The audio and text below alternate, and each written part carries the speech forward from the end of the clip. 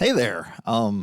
Those of you who view 3L Tech Dudes may remember a video from a couple years ago on my Little Chief pinball machine. This is a pinball machine, an electromechanical pinball machine I purchased back in 2019 from a friend. And it's kind of a basket case. You can watch the original video in the links below or look in the Little Chief playlist. The Saga of Little Chief playlist is what it's called here on the channel to see that first video. And then, of course, this video will be part two. I finally took it out of storage. I brought it to my home office that I've got here on my property and started setting it up, and we've got to work on it. It's not finished, but a lot of progress made. I plan to have this machine. My goal is to have it done by this fall so it can be put in a public event where people can play it along with some other stuff that some of us are planning. More on that as we go down the road. I'm Timmy, and this is 3L Tech Dudes.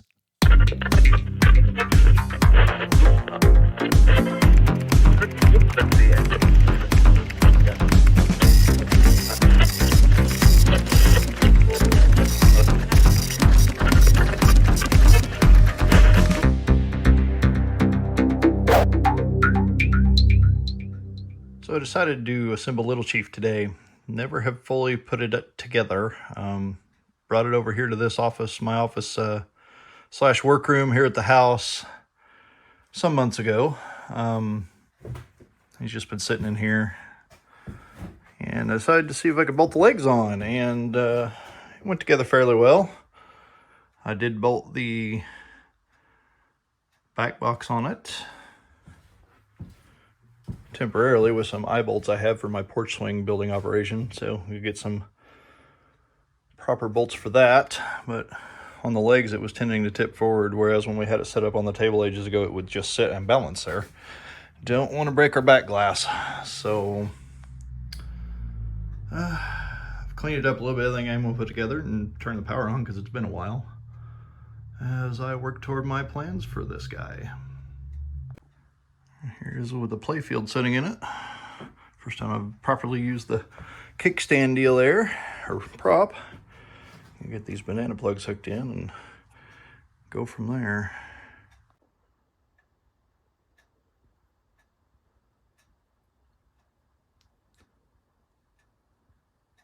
Well, there we go. He sort of lives. Okay, so I determined last night, poking around on this once it was assembled, that I don't have power coming into this part of the machine. I don't know if it's getting caught in the reset relay switches or what, but regardless, I don't have 24 volts AC up here. Most of the coils in this machine are AC, 24 volt AC, such as your flipper coils, and this eject hole in the middle.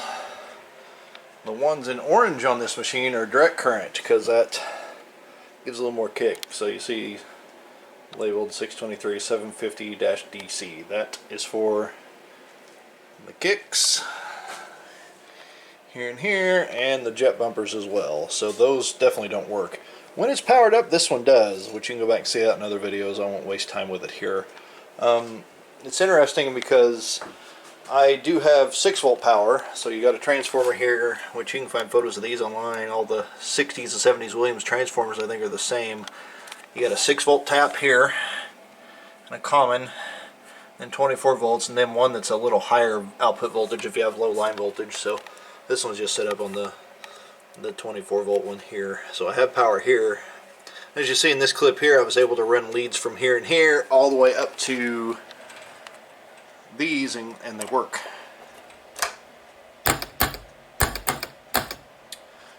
So what isn't right is the EOS switches. What's that stand for? Darn it, I just knew it in the schematic. Anyway, the switches that when these kick out and these open. So see that switch there? The power is apparently supposed to come through there, and these are not wired up right. I found it with these disconnected, and you've got this is actually the common side that goes back to the ground, so to speak. You could say it's AC, but yeah, it goes back to the common tap, all the way back down there through all the various cabling is here, and then these are where the power comes in. It should be, but I don't think, something's not right here. One of these isn't right, and they're both wired wrong. So, because this one is disconnected completely here and here, so got some stuff to solve there. So based on the schematic, the buttons for the flippers are wired in on the common line between, so it's like after these. So to complete the circuit, it completes the path back to common. So I've got one line of the multimeter and diode check, so it'll beep at us, hooked to the common pole on the transformer. This is with power unplugged. And the other to this switch on the open side. So this will be the color of the line that's, it says in the schematic, the brown with the white tracer. That is indicated by the schematic for the right flipper. If I push the button, I indeed get the beep. So we're going back to the transformer every time I hit that. I tried it on this button. It is on at all times, so I've got to adjust these switches somehow or another, and we'll check into that in a minute here.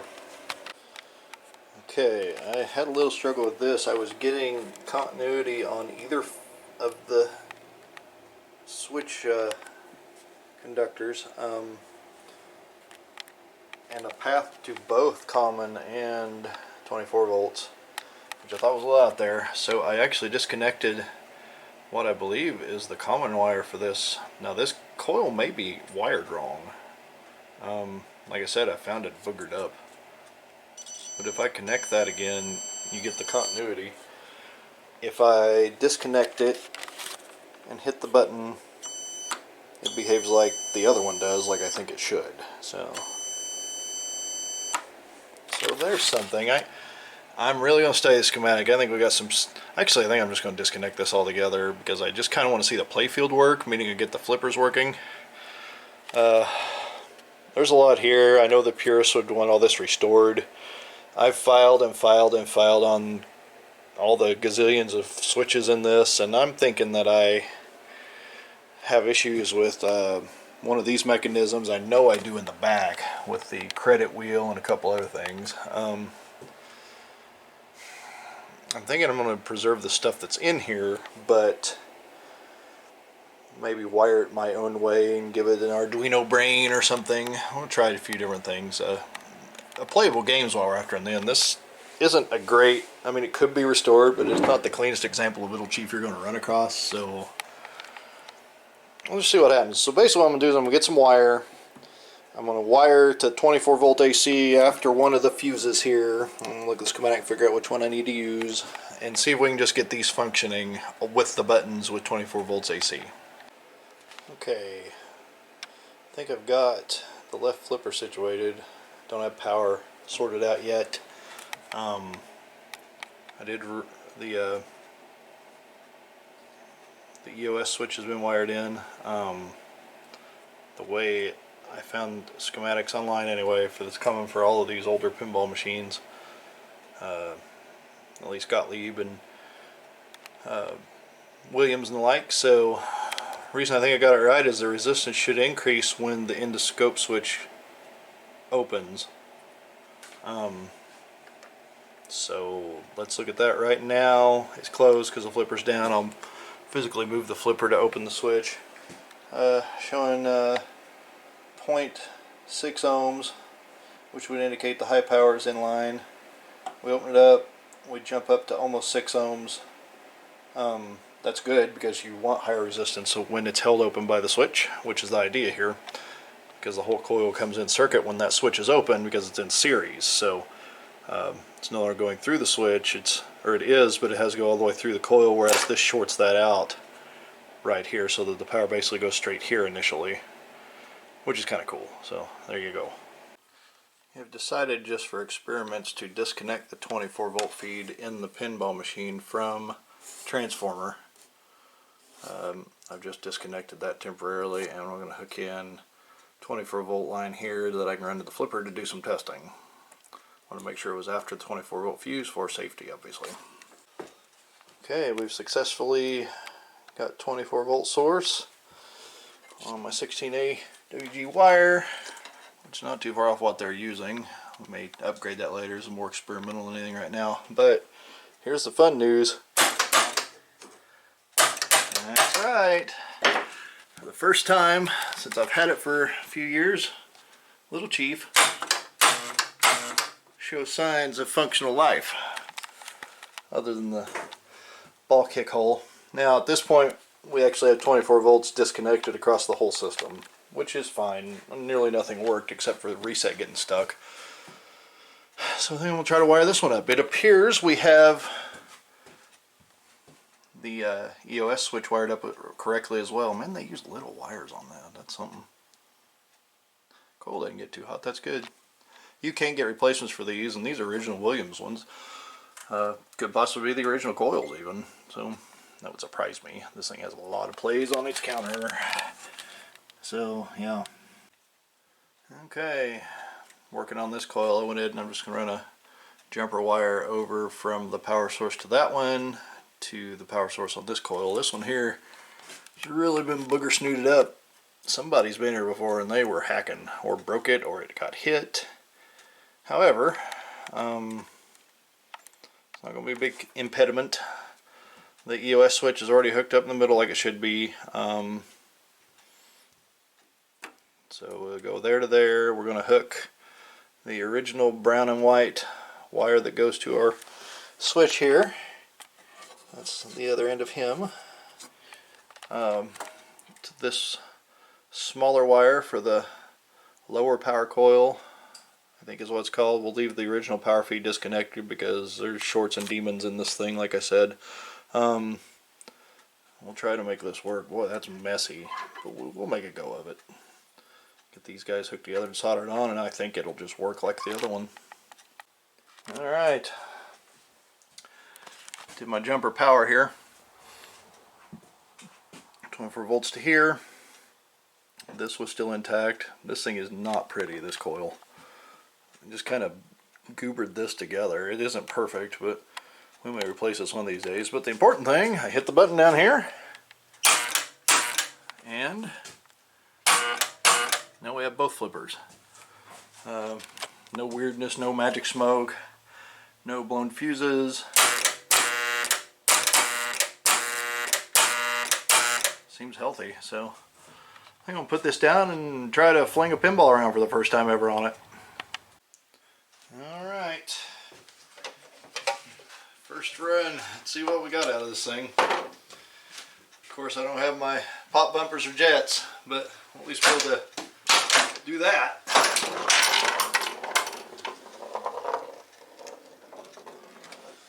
Oh geez, it drained immediately.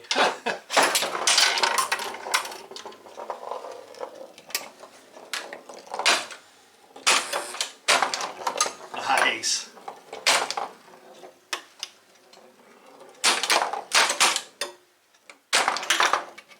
This thing has got potential.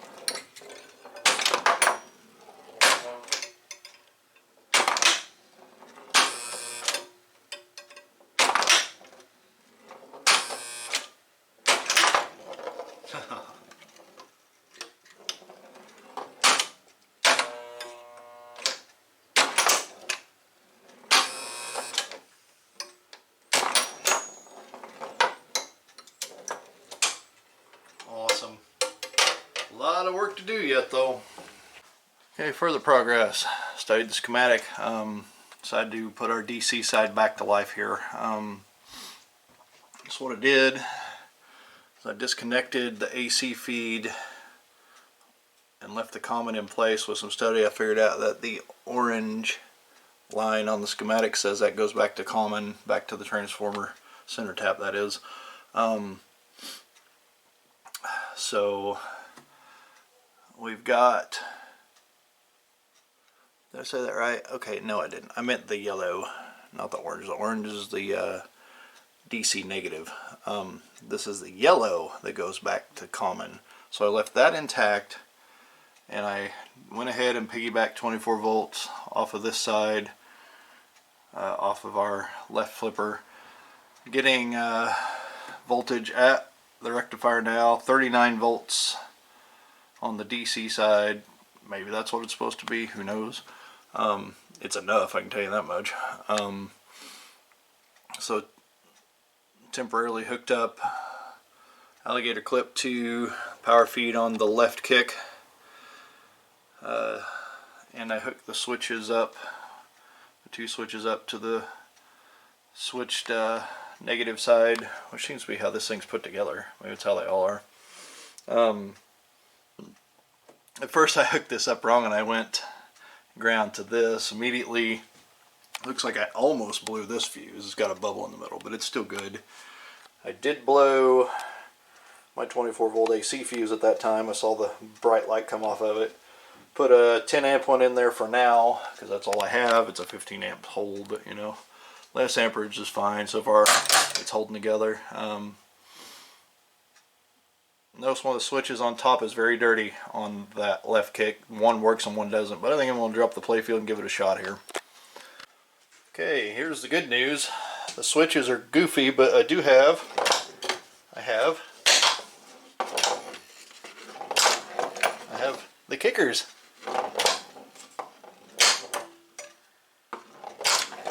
So, what's interesting is I only wired up this side, but they must be in a group because this one came to life along with it. So, I haven't explored that much.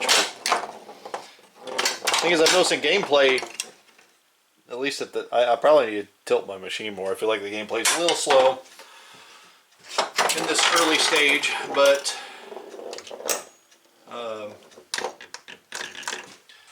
did that actually kick? No.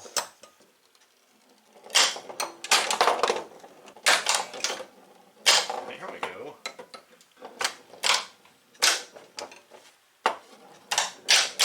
There we go. Let's see the kickers playing off each other. There we go. Nice. So we're getting somewhere with this thing.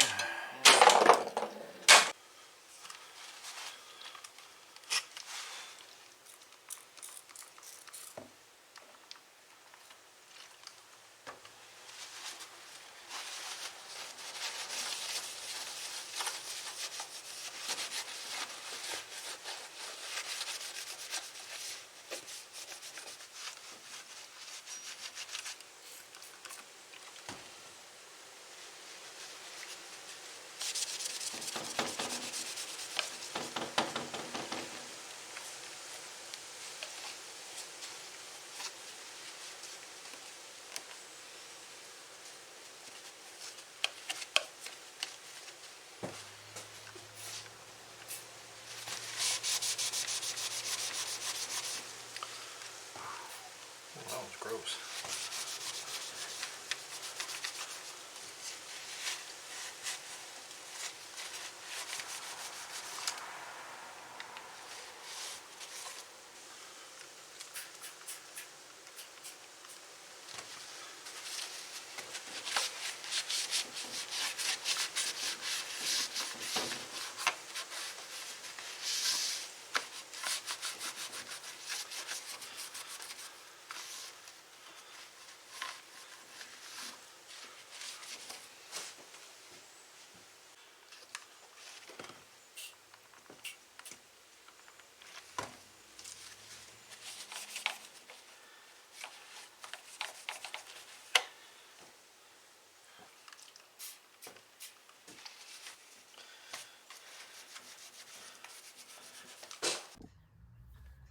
Okay, thought we'd get into a little bit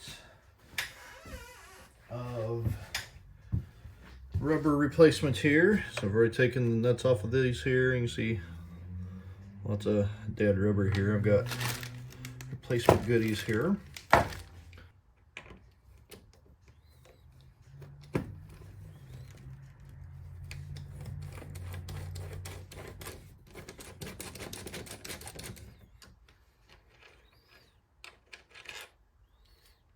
Some of those are quite long.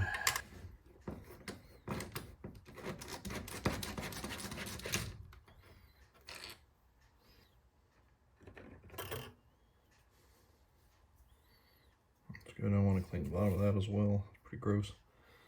So I've been on for a long time. Good bulbs here. This rubber's bad. Need the one here. Let's go ahead and put that one on. So that's a full size piece like that, I assume. Should be.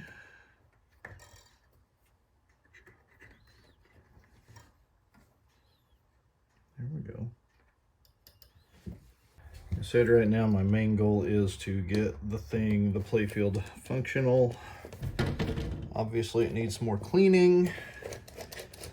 I'm not doing a full-on high-end restoration, at least not yet on this guy. More of an experiment.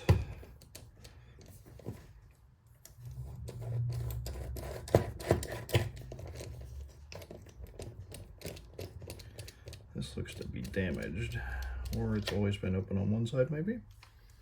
Oh, no, that's correct, isn't it? That came loose with the screw. I was trying to decide if this was broken or not. I don't think it is though. Although I have one that is for sure over here. I wonder if I can get those replacements for those.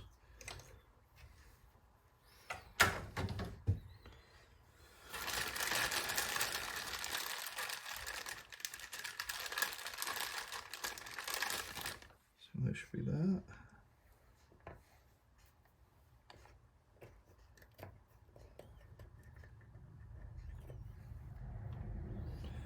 Oh my goodness, look at that. Look how much lighter the playfield paint is there. There's like cigarette tar all over this thing. Not sure how to salvage that. I'll get to that eventually. Start out with you.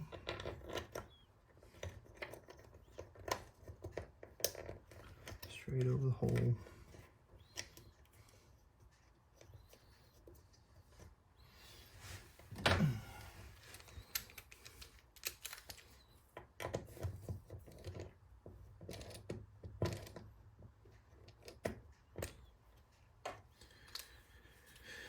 Finish with this. Actually, let's leave this side open. That's the. There we go. Come on, Tim. See, I'm a programmer. Sometimes the mechanical stuff takes me a moment. That's what we really just need to do. Instead of trying to stretch that out, let's just make sure it's looped over the pole that it needs to be. And then we'll work our screws. So to ensure that we're straight on here. So I'm not trusting it now.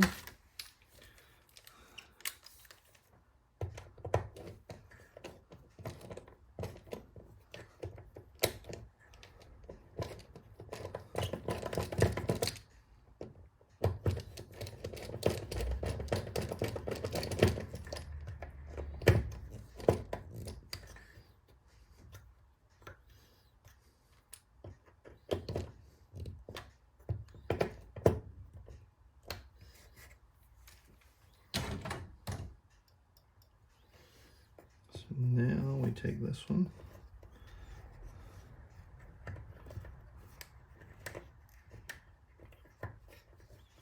get it in the grooves. Same with this one.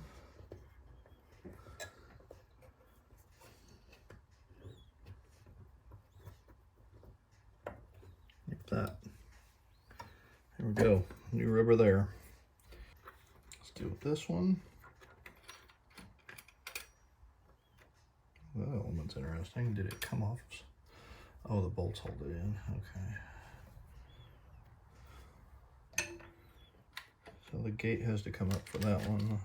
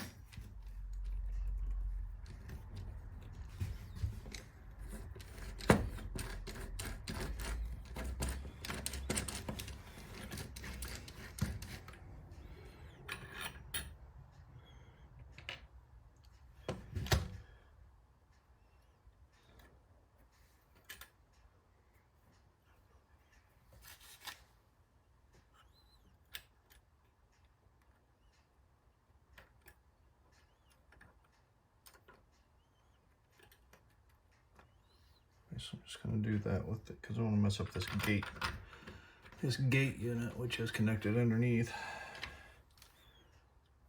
Just get the rubber over that post, and we'll do the same under here.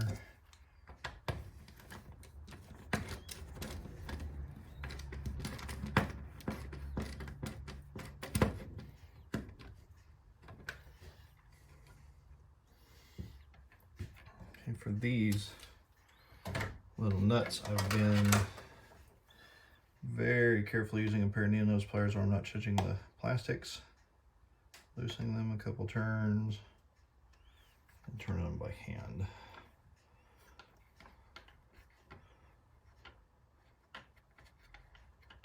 Like that.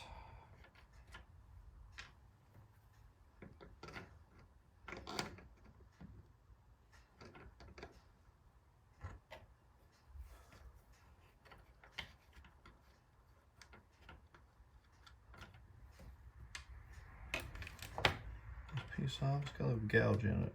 Yeah, like it's been cut or scraped. It's another candidate for cleaning before we put it back together. So we got 3 posts here and another light bulb. My goodness, there ain't anything on this is not destroyed and old. I wonder how old that rubber is. And also, that one's pretty tight. Golly. I think that's right.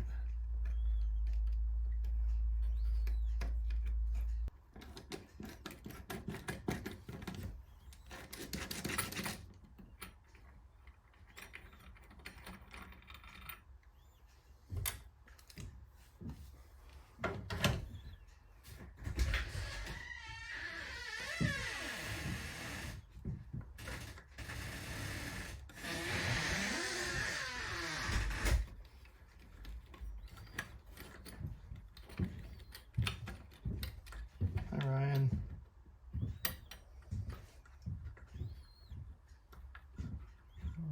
Don't hit things. Be very careful, please. Yeah, so that's the part that you took off right now. It is. So that goes there. Sure can go so far. Yeah. Get them all the new one. I cleaned these today on top and that, so it's a lot clearer than it was, if you look. So, Oh yeah, it's clean. yeah, I'm gonna wash the bottom before I put them back on. So, because they're very old. Backside, play this again. Oh, give me a couple minutes here. Don't hit the flippers while I got stuff on the thing. I got the lights on so I can see better. What is a bug on? It's, and I'll put it down the bottom or something, I think, just for safety. Okay, let's see if we can get this to go up. Cross that, like that. Yeah, perfect. Yeah.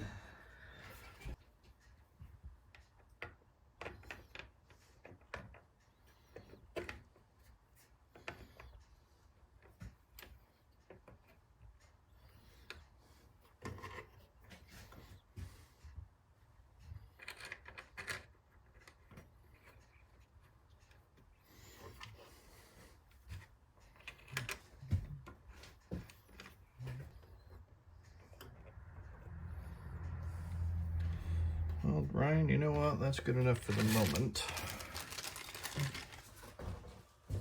Okay, so we have partial temporarily wired playfield mechanics here. Ryan, have at it here. Go ahead, buddy.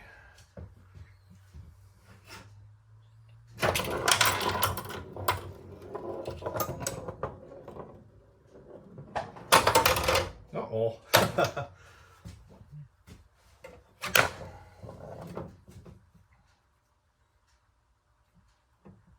Go ahead.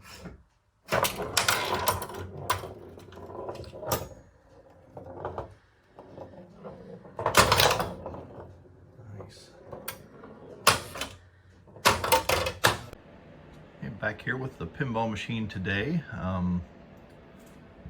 I have DC working, I believe, completely, just with this last mod.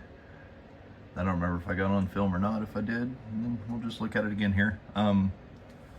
Got the 20 volt AC coming up to the pops, or the flippers. Boy, slow today. So So we got right, and then we got left. And yeah, the sparks are normal.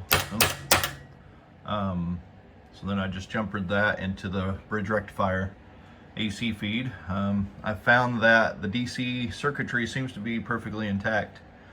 I think the AC probably is too, but like I said, I'm just not. I know that some people won't like that, but that's okay. It's my machine, not yours. So that, now we've got these. We've got these. Both sides. And I couldn't get these working, but now I've got one working. So that's exciting. So yeah, the little wafer switch is there, much like the rest of this machine. The switch switched on the negative side of the DC in this case. So having trouble getting this one working over here. If I connect these two poles, the top of the trigger switch to back to the negative, going back to the rectifier, it will kick down just fine, but the switch itself is not doing the thing. So I'm gonna check it for continuity and see what's going on there. Okay, went after this with some contact cleaner, some good QD contact cleaner. That's pretty good stuff. I did sand them first. These are a lot like automotive points and small engine points back in the day. Very similar contactor, if not identical. See if I can get my finger in here.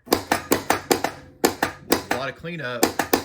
As you can see, now we're getting the wafer switches to work. I checked continuity. The switch was fine, just very dirty. This whole machine's very dirty. So, but now on the original DC side here, we have everything running. So now we can play. Okay, we don't have everything running. We got to get this guy going. However,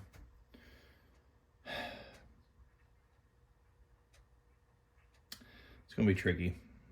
I could hook up the 24-volt side of the machine again, but I think I'm going to save that for later because I want to kick that with the Arduino. So, did you even see that? Yeah. Well, let's give it a shot and see how it goes at this point.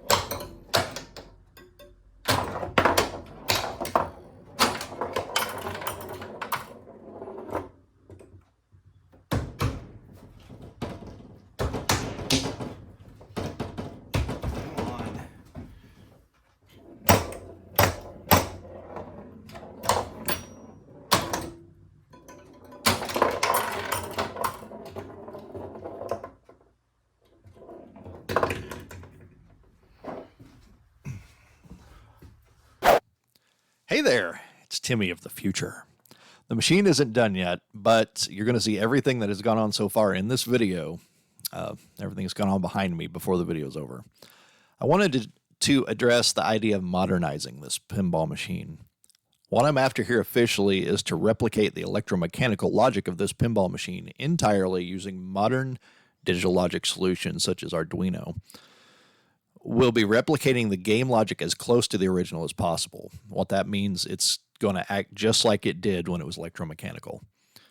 I've watched every YouTube video on the game, and there really aren't that many of Little Chief out there. I've studied the original manual, and I've documented everything. I plan to actually utilize the original mechanical score wheels in the back box to display the scoring, and the original indicator systems, in some cases with addressed LEDs. I plan to stick, however, to the look, though. I want them to look like incandescent colors.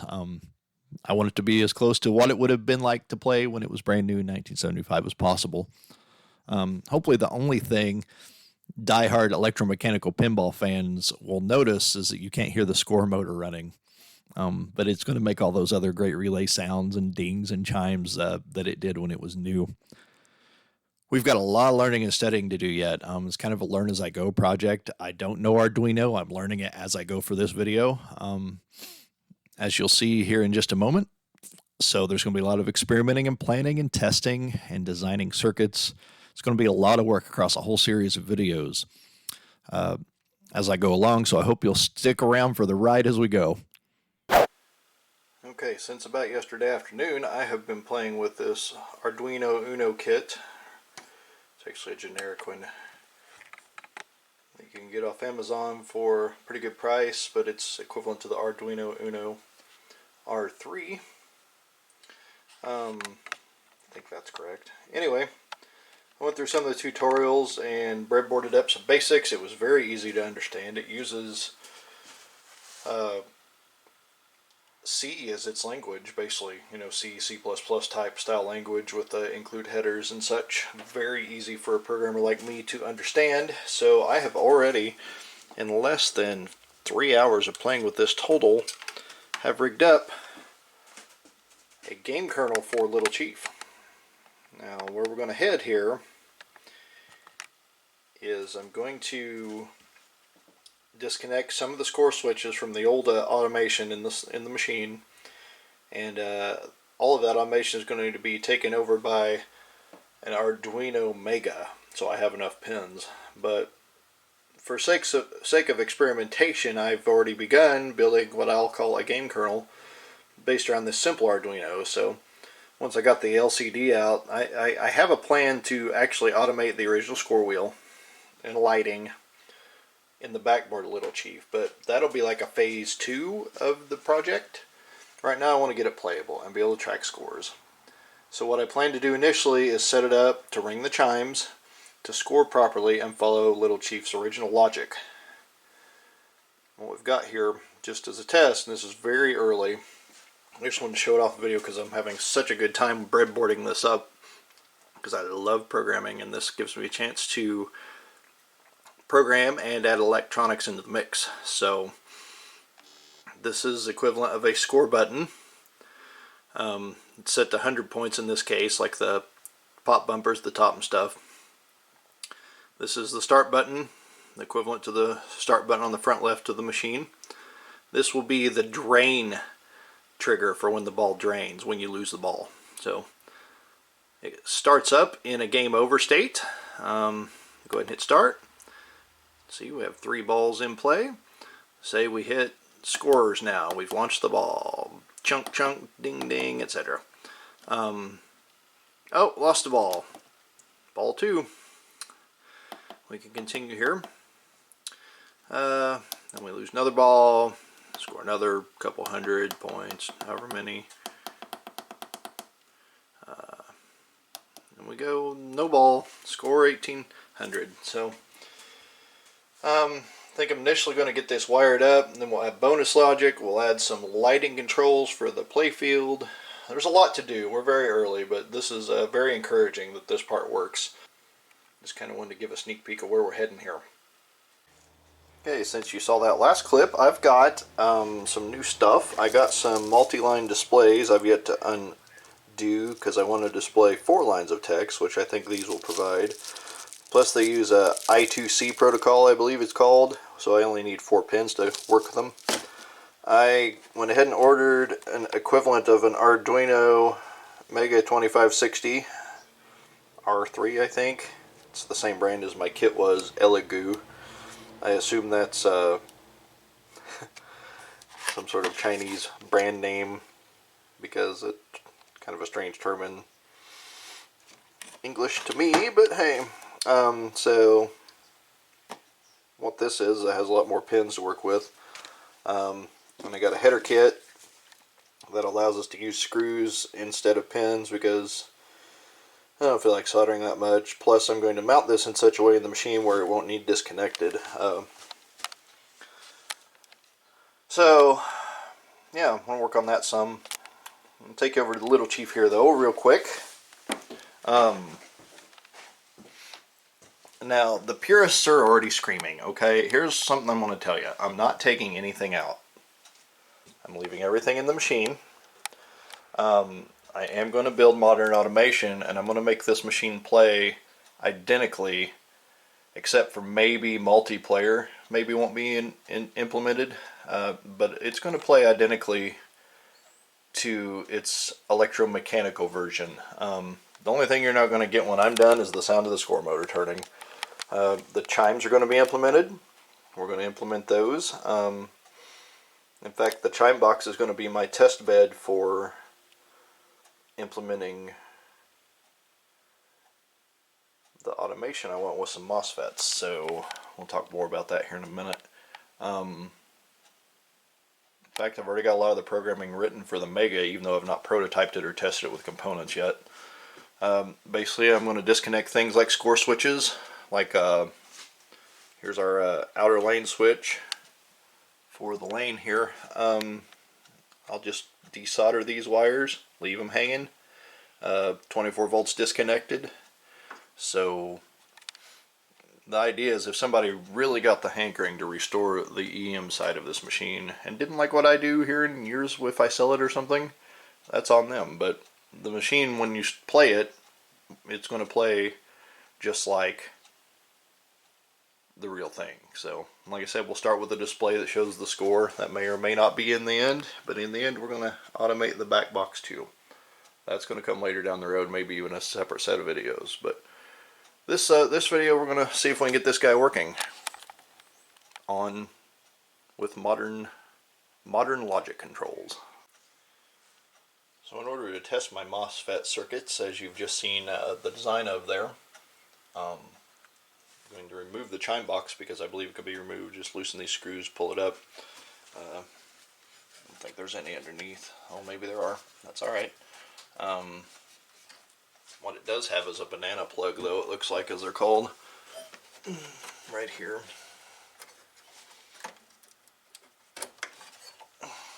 As does the knocker. That's good to know. Yep, there we go. So I will loosen these screws and we will get this going, hopefully. Okay, so I found a website, pinrepair.com. I'd seen it a couple times. It's an older site, but it has a guide on how to clean these up and restore them. One thing I noticed in those photos, which I'll throw one in here, is how clean the inside of whatever machine that fellow's working on is. And Little Chief is gross. I mean, it's like car engine level kind of nasty. So I'm going to clean this up too. I noticed a couple things. First off, this one, as you see in these photos here, I was taking photos, is missing the holder here because it's popped out and broken the metal here, which apparently is a common thing. I'll try to do something about that. I'm not sure what. So this had washers. There's a washer under here, and then this bar, and then it's supposed to allow free movement so that when the knocker hits, it makes a nice sound. You can kind of hear it there. This one's sticky, so it's not going to sound good. And this one was too. And these have this like foam rubber washers that are just rotted from age. And this got a little piece of plastic in there. I want to keep that with the pin actually. May replace those with something. Ethernet insulation seems like that would work well there. I might do that. It says use plumbing washers to replace these. That makes sense. So, because these are sticky. I mean, this one's stuck to its washers. I can feel it resisting. So we will be working on that. I was going to test the relays first, and I may still. but I noticed this one wanted to take a better look at it. So we'll probably go ahead and test the relays as it is, the coils. I won't be able to test this one because it'll just fire right on out of there. Just has a rod. But see, it'll go whoa, right out of there. It's not held in the bottom. It's stopped by the actual aluminum bar for the tone itself. So I'm going to find some washers for that and things like that. We'll probably go ahead and proceed into the test of the MOSFET circuit. So I'm going to describe that now. Okay, I've got a little rig going here with our bell here, our chime box rather. The company that Justin, Nathan, and I have recently redid a UPS, an uninterrupted power supply, a rather large one that had a bunch of these 12-volt batteries in them. Not good enough to run the UPS anymore, but good enough for experiments like this. These were 24-volt AC coils, and we're looking at running them on 24-volt DC, or actually something more close to 39. Unless I decide to do a voltage regulator, I'm not sure. They're coils, I think they'll be fine. We're going to try it. Because as a full bridge rectifier, full wave rectifier, I guess it is. Yeah, so the voltage is actually a little higher without a regulator out the other end. So I'm going to try this out. Got these two in series to build us around, I think it's around 26, 27 volts when I checked it. So these are running about 13 volts charged, give or take. So we'll give this a shot all over the camera here so you guys can see the knockers, and we'll see if they go. We'll give this a shot. I've removed the center rod out of this because this thing will fire up and hit the ceiling without this in place. So we'll just test the two we've got. It's good enough for our coil test. One is right above this, I think. Oh yeah, that really is about to jump off the table. And this was the other one, I think. Yep. And really, that's all the faster it is for a split second. Hear how dead that one sounds? The other one's moving a little better, so it's not as terrible sounding. It's got a little ring to it, but that's because all those washers are so bad. There's rotten and nasty. It should be ringing longer.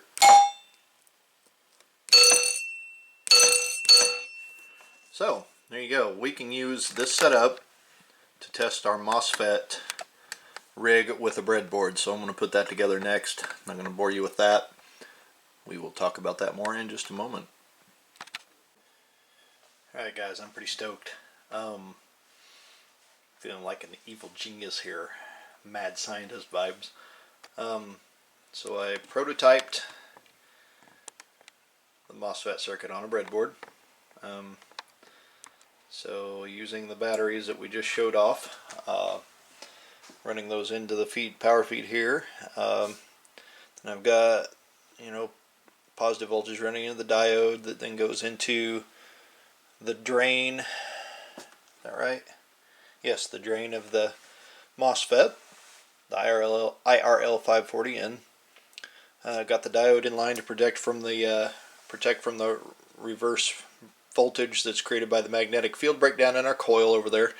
So then I've got two 10K resistors in line with the gate pin of the FET to make sure that we are protecting the Arduino, which is hooked to the white wire. And then we have a jumper that gives the negative on both sides because you got to tie the Arduino into the common ground of both power supplies. So when it comes to the Arduino itself, we just have pin 8 hooked up and a ground. So pin 8's our trigger. And then we have the chime wired into the diode, just like in the simulation with the light bulb there, and then it's connected to the drain of the MOSFET on its common. So I wrote a simple program, kind of tried it with the camera here, so when I do screen capture for the Arduino, this is all the relevant code. We initialized pin 8 in a variable I called coil fire pin. Then I set it to output, And then I digital write it low just to make sure it's set low. Then I wait 1 second.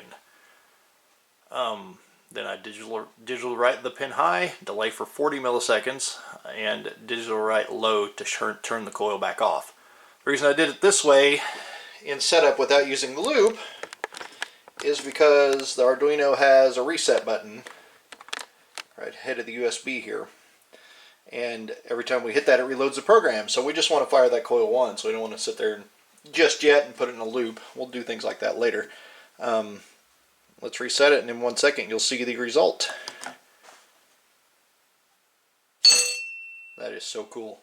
So that proves out what I learned online on the website you see below, the Arduino projects of this circuit, which is where I learned this method.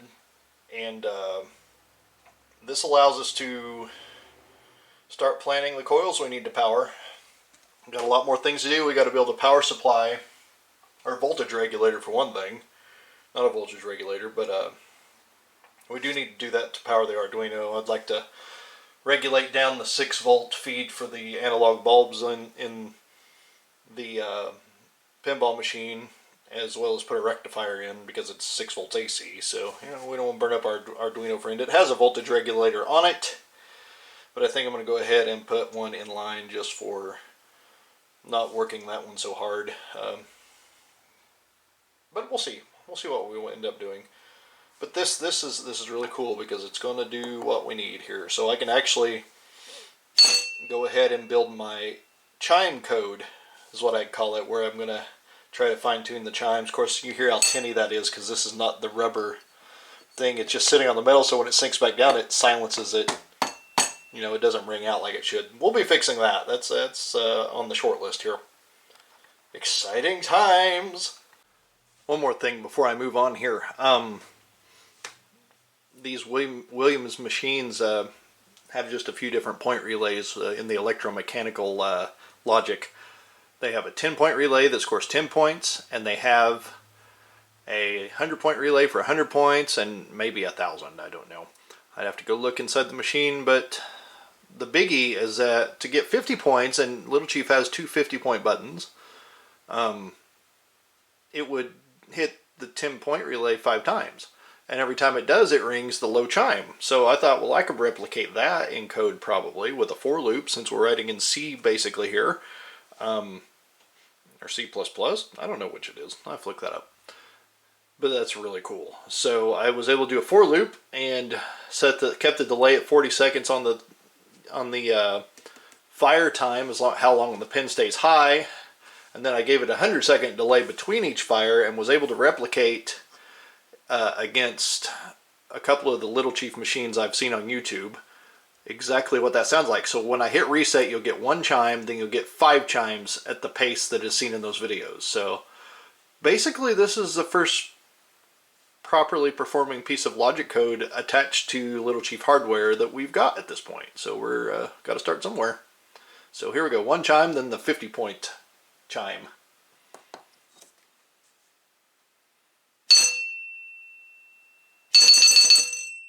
Perfect.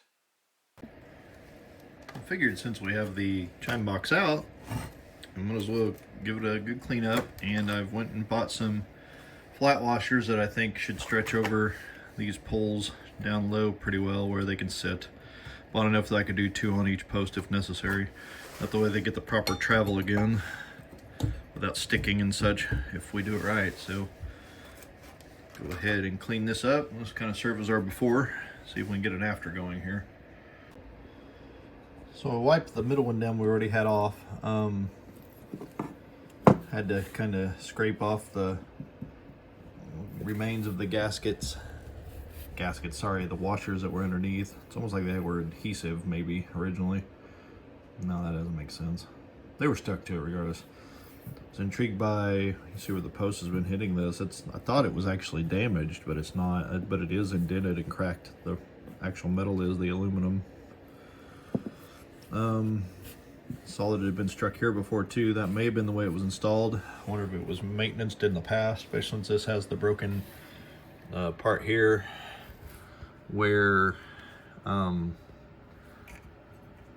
that has, one of these has to be bent over in order for it to stay hooked, because the metal, you know, it's worked its way out of there. Unlike this side, so we'll just have to play that by ear. So yeah, interesting stuff. Okay, these washers are working okay. The little hole will stretch. In this case, I couldn't find any with a hole that I liked. I wanted a wide surface area there. And I've just got these sitting over the top of them since they'll squash otherwise. I think that'll be adequate. Might as well just check it while we're here, huh? Let's find the side of this that hasn't been struck as much. Looks like it's that one.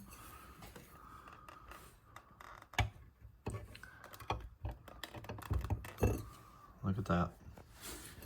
That ought to do. Okay, I'm gonna put the top back on. We'll have a look at it here. What I ended up using for the rubber or plastic piece around the metal posts on the chime unit, I decided to use this heat shrink wrap. I use this big blue size one, 1/4 inch I think it is, yeah. And I just trimmed them to fit. It's very thin, so they could wear through eventually, but it went around the post so well I decided to give it a shot, so that's what I ended up doing there. Okay, here's our final assembly of the longest chime. Got everything put back together, got the nylon washers in there like they need to be, right there. Here, it's got a little bit of ring to it already. It's not sitting on top of the metal here like the other basically doing. It's got free movement. These should be in good shape. One thing they mentioned checking, so you can get it in here with one hand. They've got these nylon plungers, and they are supposed to have that little notch in them that are on the end of the metal on these. And if any of those are broken, you need to make a way to replace that. All of these appear to be good because it will actually bust through the aluminum chime eventually if it's just the metal on metal. So yeah. Okay, here we go. Cleaned up a little bit. Kind of restored our posts here. Try this.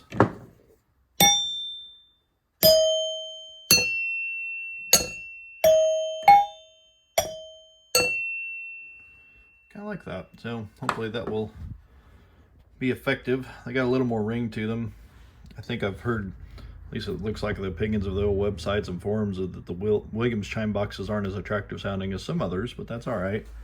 The center one, I kind of had to just bend these back over. That's more or less how I found it. The deal was missing. It says on the website you use a piece of clothes hanger.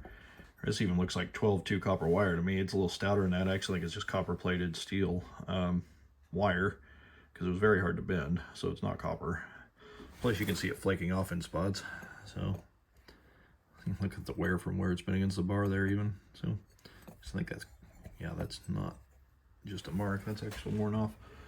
So I think I'm going to hook the Arduino rig back up and we'll give it some test plays here.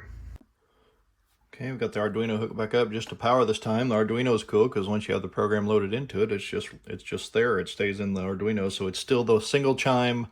Wait a second or so, then 3 in a row, like for the 50-point score that we described a bit ago in the video. So I've got the top chime hooked up here, so I'll reset the Arduino. I'll give it a listen here. Get you guys in where you can see it a little better. Got that touch in there. All right. This is further away than it looks. Here we go. Hi chime. Not bad. Let's try a different one. So that's that orange one. So the next pin down will be the middle one. Reset.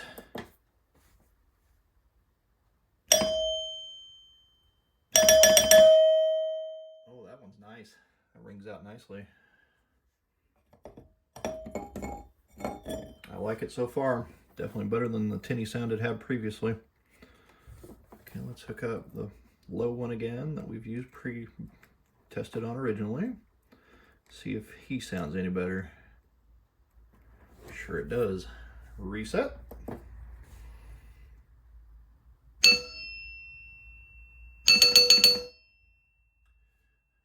machine's hard and rings out a little funny, but that's okay.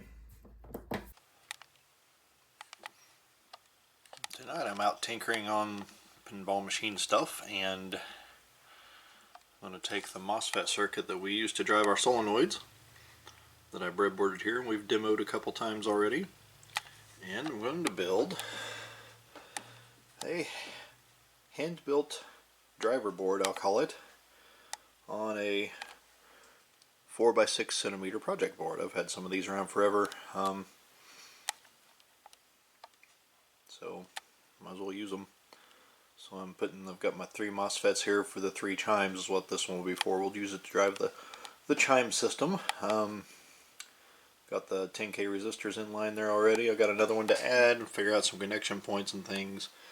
I think I'm just going to build most of these boards by hand, at least for now. I may eventually go back through and re-rig them with nice silk screen things that I've had made and things like that, but for now let's just see if we can do this way.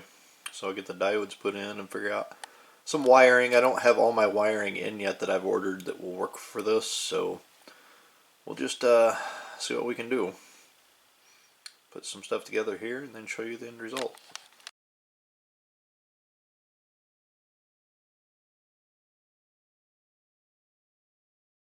But I really like this. I worked on this for about an hour and a half last night just messing around. I can't decide if I'm happy with it or not. I think it's ugly, but it's on a prototyping board or small project board of some sort. Like I said, that I had. Got everything in. I've got the feeds for, so to speak, for each Arduino pin for each of the 3 chimes. So that's what these resistors are. And then these are tied back to the ground, which is what this wire here is. I made a mistake though, which was kind of frustrating last night. I put these diodes in and I thought, well, the pins that control the, the chime solenoids go through this. No, they don't go through that. That goes between the pins. So I'm probably going to remove these. Thing is, I did them right on the edge here, so that's tricky. And yeah, don't judge my soldering job. I have checked that nothing is touching, but my goodness, this is tricky. I'm still learning. Like I said, this is a fun build. This is a project build, so gorgeous is probably not what's going to happen here. But it's going to work, so I may just stub wires through holes on the top to go to these middle pins for the drains on the MOSFETs, and then I could connect this across, but I don't know, these diodes are probably going to come out. I'll probably just stub them across the solenoids themselves, which is not an uncommon way to do this in pinball machines, so that may be where I'm heading. It's probably what I have to do for the ones on the actual machine anyway. Here's where I've ended up. With my little experiment, I did take the diodes off. Just kind of had to be done with those. They don't cost a lot. Got Arduino pins, and then this is what will go to the positive of each solenoid on the deal. So I just left those stubbed where I can connect to them. We'll figure that out as we go. And this is still our negative line, our common, so that ends up going to both ground on the Arduino goes to that, as does the negative side of the battery set there. So I guess I'll hook this up and see what we can do. We'll start with the program we already have in the Arduino, and then we may mod it to ring each chime and give that a try. Magic smoke. Got something wrong here. I'm not sure what. What a pain. Okay. So I hit the reset button on the Arduino just as a test. And when it hit the first thing or soon thereafter, where'd it go?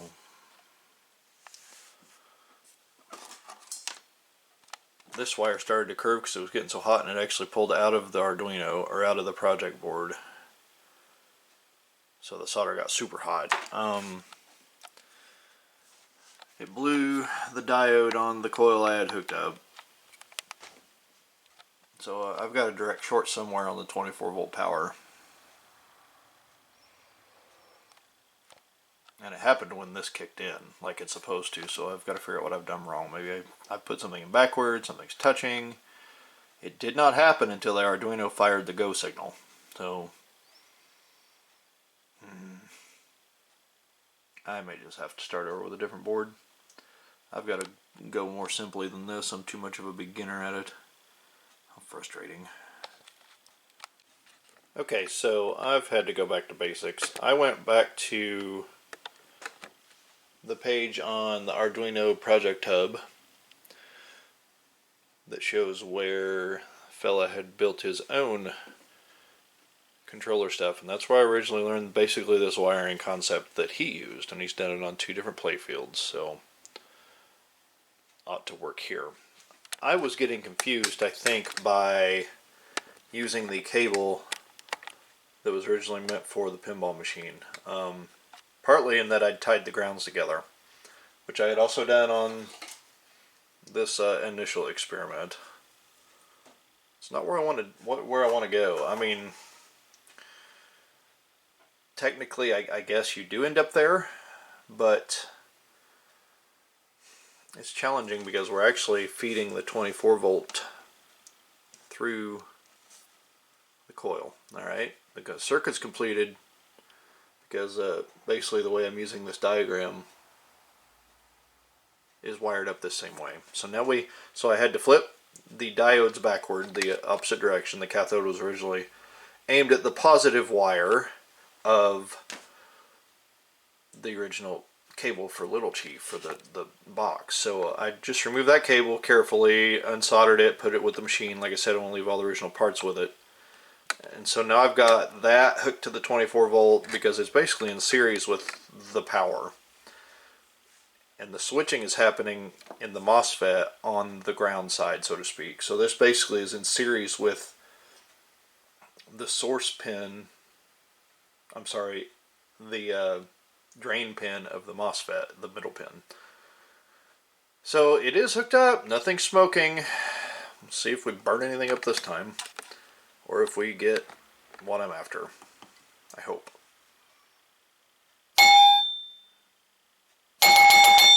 Okay, back in business. I get twisted around pretty easily. I've not done a lot of circuits like this, so you know, like we often do on 3L Tech Dudes, it's just me kind of struggling through the experimenting, you know. So so now I'm basically going to I'm going to project this out on another one of these small prototyping boards. I'm going to give myself a lot more space to work, and I think I can pull it off if I do that. I'm going to also mount the resistors like that. I'm also going to do one at a time instead of trying to do 3 at once, and see if I can get it where it works the way that it needs to there. So yeah, I think I know what I need to do and how I need to plot this out, but take my time with it off camera and kind of get it out the way I need it to be. But yeah, now I can reset the Arduino. It's good to see the Arduino didn't burn up in that mess, so it shouldn't burn up because of the way the resistors are in line. Like even if that had shorted 24 volt back, it's got a 10K resistor in line, so it shouldn't have fed anything back down pin 8 on the Uno, and it didn't. I didn't change pins or anything. Awesome. Whew, learning experience. Okay, I've come up with an initial prototype here. Try number 2. Just really basic. I have the resistor here. This again will be the pin the Arduino hooks to. I've got that tied to ground on the other end of this 10K resistor. I got a little jumper wire that grounds that pin, just like on the breadboard. And then this is hooked to the red wire back there, well out of the way, which will hook to our coil. Solenoid. Basically I followed this exact design here. So should be able, it looks like, to hook the red side of that coil to here. This side will go back, even though it's a black wire, this will go back to the positive side of the battery.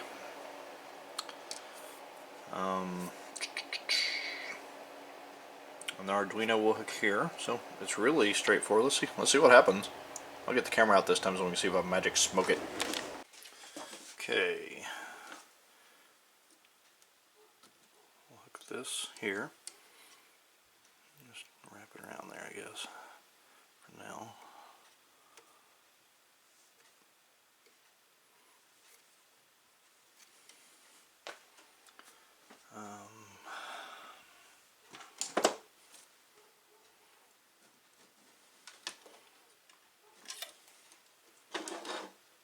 Arduino pin 8, go here.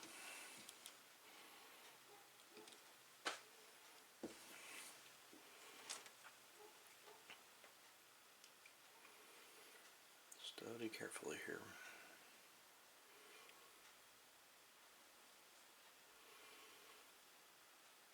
Yep, so then this can go here.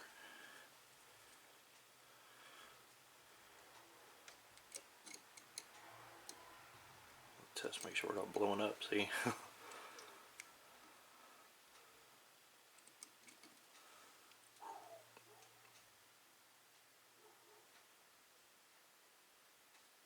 So far so good. Proceeding with caution. Grounded there. So that's both of those pins. Now all we need is the Arduino grounded. So here. To Arduino ground.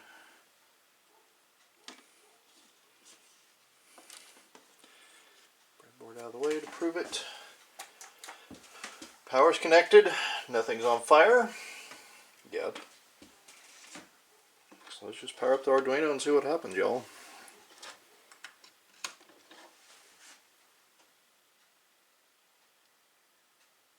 Nothing. Okay, let's oh, I don't have battery. Out of my abundance of caution, I disconnected the battery. This is a moment of truth. So none of that was a real test. No sparks.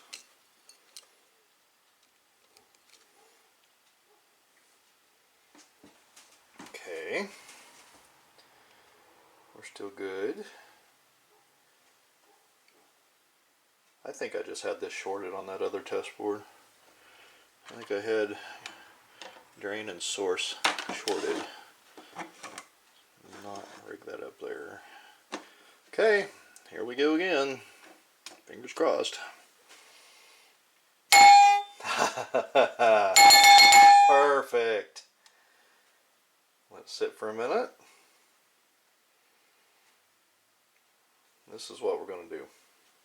Very carefully. I'm going to put one in the middle and one over here, and they'll all basically attach like that. I think we can tie the grounds.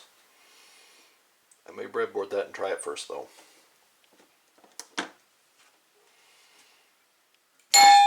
Yeah, we're good here. Excellent. Okay, next up we've got the Arduino program, so it will fire pin 5 rings right after it fires pin 8. I use the breadboard to wire up another coil. I got another coil set up with the diode and the wires. So I'm feeding the power into both of these, and it's coming back in with the same scheme as this board, where the leg after the diode, you know, so you have battery power into the drain pin of this MOSFET, and it's got one here as well for the other coil. We're not smoking. We've got 24. We'll go ahead and plug in the Arduino, and it's already loaded with the code I did with my laptop. We'll see what happens here. Should get this one first, then 5. Perfect. Couldn't ask for better. That's exactly what was supposed to happen logically. So 1, 2, 3, 4, 5. 1, 2, 3, 4, 5. All using the same ground. Just want to make sure that, even though I prototyped this on Tinkercad already, more or less with light bulbs, I wanted to verify that I'm not crazy, especially after burning up parts. But, you know, the more I look at this, I did have some stuff wired wrong. I think I did create a short, maybe not on the board, but I may have issues here. It tested where there was no continuity between any of these pins, but after that burn up it was, because I think it just shorted out this FET entirely, so I can probably reuse these FETs. I'm not going to reuse this board. Just components off of it, you know. Sometimes you fail the first time. You get your head in the wrong spot and off you go. Let's do that again.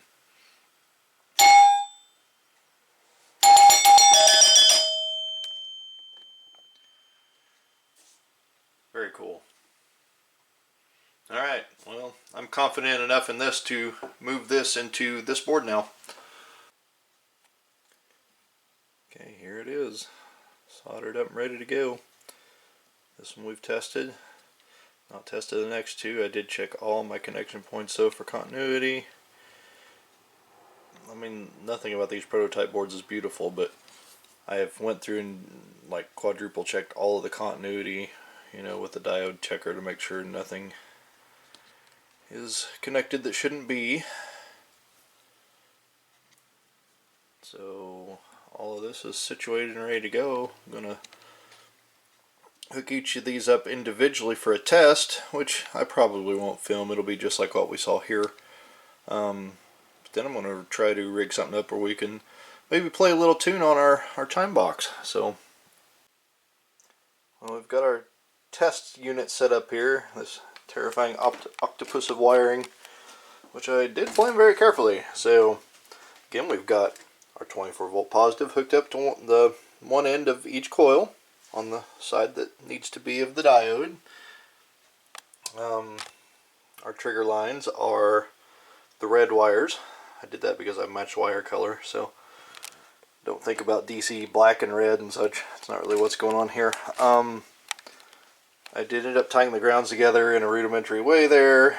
I should have just soldered those into one, but I was nervous after my experience with that first board. But that wasn't a problem with the first board, honestly.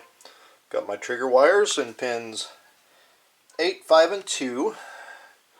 I will admit I've already smoke tested this off camera. It did work. So we'll go through a program that's in the Arduino that will ring each chime 5 times with a slight delay between each, and then it'll play basically the NBC chimes, like for the NBC TV and radio network years ago. So we'll give that a shot here and let you hear how it sounds. I will say, video does not do justice to how loud these chimes actually are. They're very loud.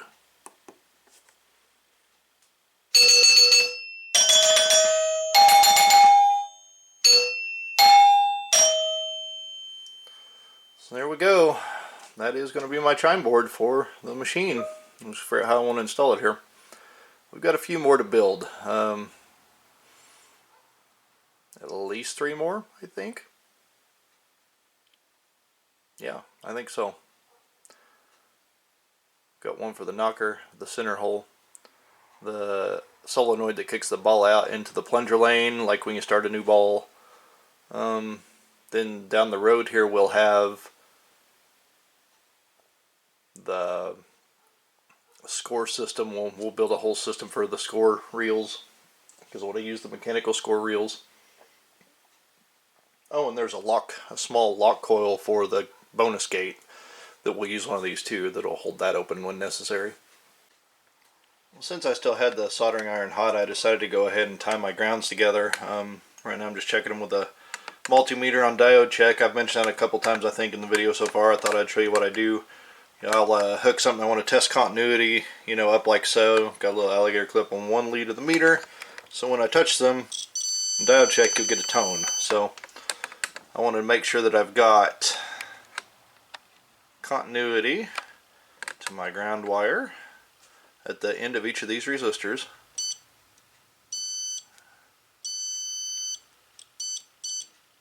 Well, hard to get a connection, but yeah, it looks like we're good. Not the prettiest job ever. Alternatively, we could check the last pin of each of these, because they should have continuity with it as well.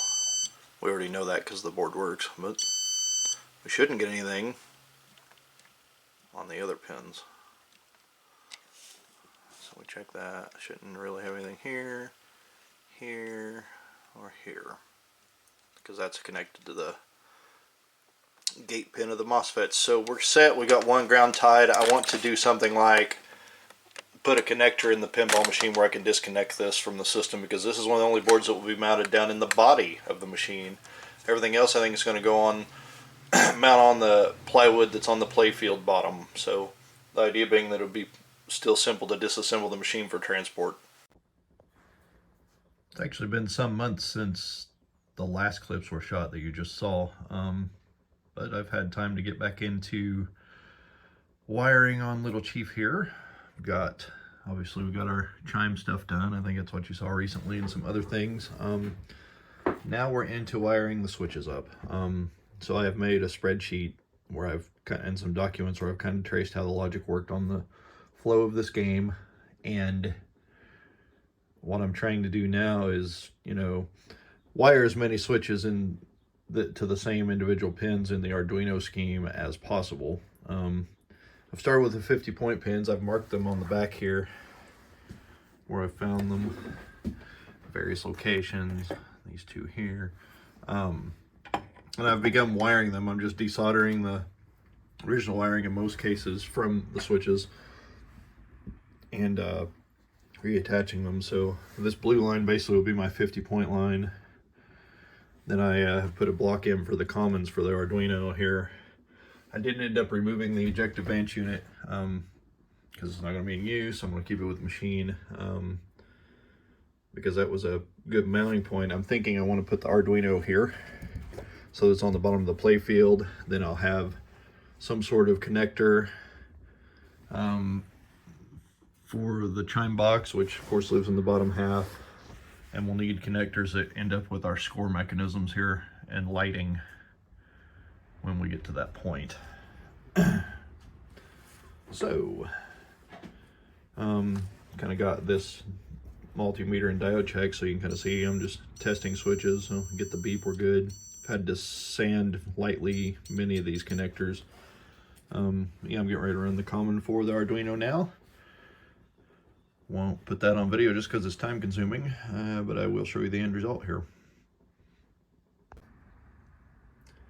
Got to start now on how I want to kind of wire this up. So I've got all of my 50s except for a couple, and I'll explain that in a minute, wired to my common block here.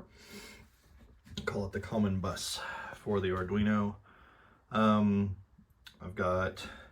was just going to run another ground black all the way up to here, and then I thought about that and realized that all my switches are going to use the Arduino common. So just for a test of my own theory, I went ahead and instead of running that wire here, I suspect I'll do things like run it to this switch, this switch, this switch, things like that. Just get everybody into the common.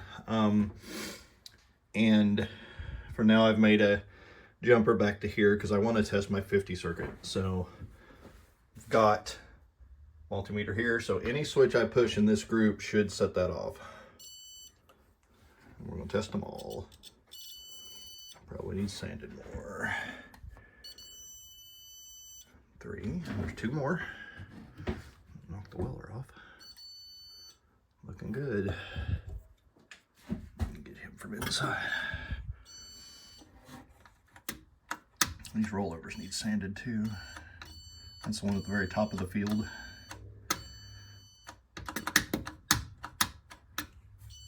Anyway, yeah, I think it's going to work. So the end game for this circuit, we'll see later on, is I'll connect a blue line to the Arduino that'll go here on a pin. The common on the Arduino will literally just connect to here, is my hope. I may have to add another block. I bought several of those. So, but generally I'm going to try, and we'll see how it works, to go common on each one. I want to look at the schematics before I pick my next group here. A lot of things taken into account. Just take it one little piece at a time here. Okay, got a couple hours work in total here.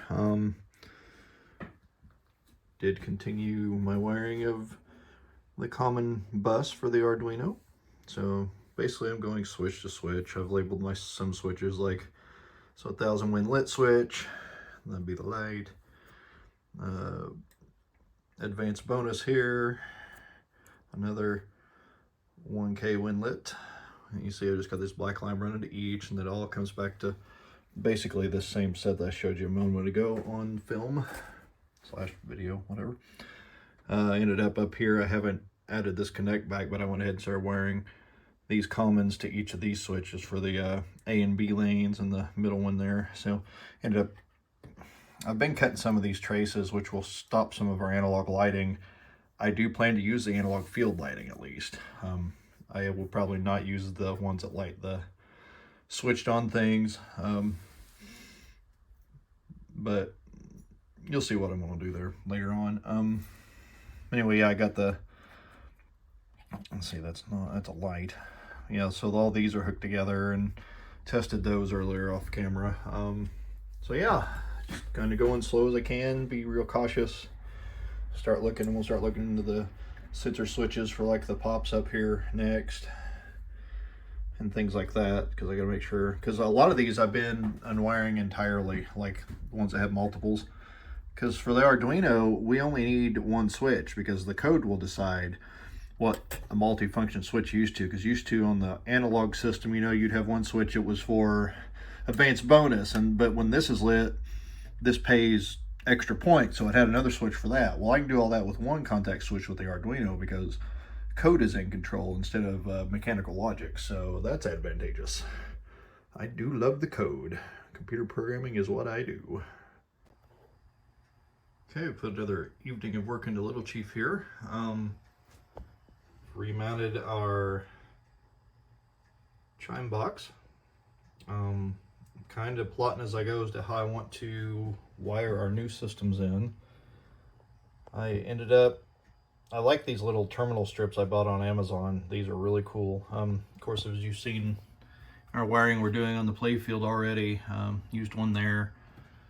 Made a little more progress on that, but nothing worth documenting it in video. Got my MOSFET control board for the chime box installed, sort of. It's not attached yet, it's just hanging off the terminal strip. I want to solder the control line wires onto this for the Arduino. Still plotting on that. Have a common line,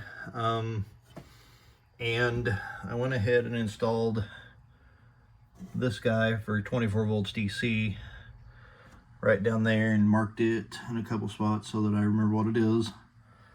And went ahead and wired the chime box to that. The only other thing I think at this level that we need to do is add a MOSFET setup for the knocker, which is not yet hooked in. And that, I think, as far as I could tell, will cover all the solenoids that we're going to use in the lower part of the pinball machine. So these were AC solenoids, are now going to be DC, 24 volt DC solenoids like we tested on the bench. I was going to maybe build a regulator or something to get, because this already has a bridge rectifier, not a regulator, a rectifier. I was going to build a rectifier board, but we already have a 24 volt DC rectifier up here. It doesn't have a regulator, so it just kind of ups the voltage a bit. And that's for these and these. So those already have what in the 70s Williams was calling their DC coils while they were still doing a lot of AC stuff. So I think I'm going to leave this alone because that's already working, right? We've got that situated. And I don't really want to mess with it. There's a couple other things I want to change. Right now, these are always going to be hot, the flippers, even when the game's not running. I need to add some sort of thing in the future. And this line is temporary too. We need to run all of our cabling to where we can raise this playfield just as it is right now to work on it without having things hanging out weirdly and the like. So I'm going to install another terminal strip that will be for the commons that like tie the Arduino to 24 volts. And speaking of 24 volts, I went ahead and ordered a little cheapo power supply like I saw on the Arduino articles where another guy had converted some electromechanical machine playfields over to Arduino, and he just bought 24 volt power supply that you can get for about 20 bucks. It's very similar to one that I think we may have talked about on the channel you can get for 12 volts. You know, it's a switching power supply, but basically I just have to hook it to AC in here, and then I've got power. Haven't sorted out how that works with the power switch. I'd like that to still control everything. We'll see what we need to do. See where that's switched at. I'll have to get in the schematic, but progress made. We got this hooked up. Before long, my plan is to get the Arduino in here temporarily, probably just the Uno, and wire in the now completed 50-point wiring switch, and see if I can get in a situation where when I hit 50 points, we get the 5 dings from the chime that we're supposed to. And plus it'll also demonstrate that the switch wiring is working, so it might be a good test bed. All right, back for another day with Little Chief work. Now that we have the chime unit back in and some other stuff, I've cooked up a short Arduino app that just looks at one pin. We're calling it 50-point switch pin, pin 9, and coil fire pin of 8. The idea is we'll get the 5 chimes for a 50-point score every time, if everything's wired right, every time we hit the 50-point switch, which, as you may recall, are all of these switches hooked together with the blue line, going all the way around. Got all of them hooked together, I believe. I made a temporary connection, another blue line to one of those switches that runs all the way back to this input here for the input pin. Then I have the fire pin just for the short chime hooked to the coil board. Got a super temporary 24-volt power supply. It's two 12-volt or 13-volt batteries hooked together. So I've got a ground bus there that's hooked to both Arduino and the 24-volt common, and then I have that interconnected with this temporary brown line to that one. So in the end, I'm gonna have interconnects where I can detach everything to pull the board loose. So let's get this fired up and see if it works, I guess. Okay, I went back in my code. I ran it through a simulator real quick, and my formatting for the digital read keyword in the programming, I had put it in a way that it would compile, but it didn't seem right. So I was double checking that. And I'm glad I did, because it would have just been ringing the bell constantly, because it would have been thinking the pin was always, the condition was always true, that it exists. So I ended up moving the pins, just guesstimating on that. So my fire pin is pin 9, the orange wire you see. Then we're reading our buttons, again off the blue line. So ground is tied on the Arduino right back to the ground on 24 volts. Let's hit a button and see what happens. I'm gonna hit this 50-point rollover here, and we should get 5 bells. Sweet. Another thing down. 50 points. What are the 50 buttons have I got on the side here? Heck yeah. So here. Where else is 50? 50 is here, I think. So those may not be 50s. Oh, it's up top. There's a rollover. I got stuck. That's okay. Thought I had another 50 here, maybe? Maybe not. Up here, maybe? I really don't know where these are. It's been a little bit. Oh, and everything I want to check. Right now, of course, we have an independent power supply. The Arduino is running off of the service plug that's built into the pinball machine. Obviously, that's powered even when the machine is powered down. It is plugged in. Just make sure we don't have any weird bouncing inputs off of or interference. Let's power it up. So that just gives us playfield lighting again and our relays. Uh-oh. That was interesting. See that spark through it. So I'm gonna have to do an RC snubber, which is something I saw. We'll talk about that later. So every once in a while, because it's just sensitive, you know. So that's a problem we'll solve. Another guy that's built 2 Arduino pinball machines ran into that too. He was building RC snubber circuits on these coils. Keeps RF, you know, from noise and hitting that. So, you know, little things, one thing at a time. I bet everything up here will do it. Yeah. Just because they're so loud. Yeah. That one didn't. This is just a sensor switch. I don't think it is though. We'll figure that out. So although we're still firing off on every time we hit a coil. That's okay, we'll get that fixed. This is the kind of stuff I want to resolve before we really get into it. So I basically have one switch group wired up, and so we know that's hitting 50, that's hitting 50, that's hitting 50, and there's supposed to be another one, I think. I'm not sure it's working. That one there, maybe. So I thought those were part of it. Maybe not. Okay, I may just wire ground on those. Anyway, let's see how it goes. Just actually hear this thing make some noise finally.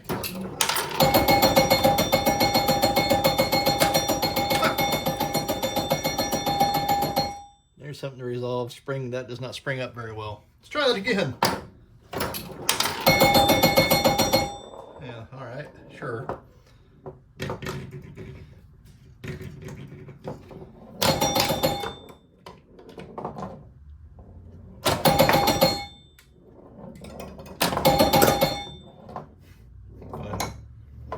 Anyway, you get the idea. Heard it make some noise. So that's our next thing to solve. We're going to solve that interference issue with the coils. Yeah.